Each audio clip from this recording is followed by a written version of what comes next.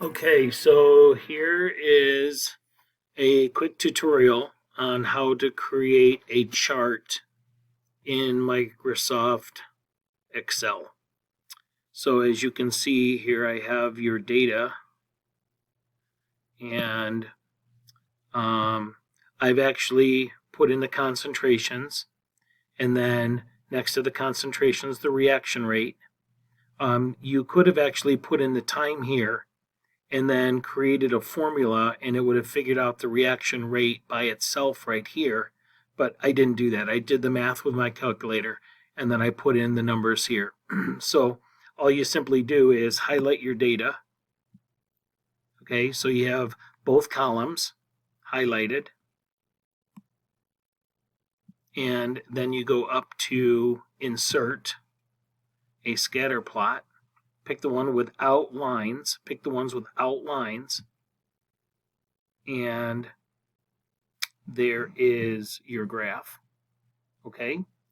I don't like how small the graph is. So what I do is I right click on it, and then I tell it to move chart, tell it to go to a new sheet, and you'll see that it'll put it in down here. So then here is the great big beautiful sheet. Looks really nice. And then I need to add a trend line. So you click on the data point, any one of the data points, and you say add trend line. It's going to be a linear graph. As one goes up, the other goes up, or vice versa. And then I put the trend line in there. And then you have to click and add the axes.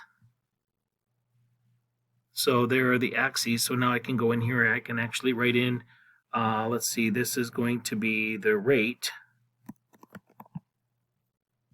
And down here, this one, come on.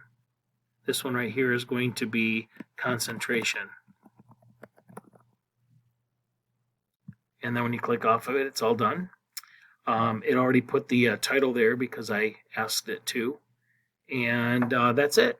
When you're all done, just go to this very top right here, and click share, and type in my name, and it'll come right to me, and I will give you credit.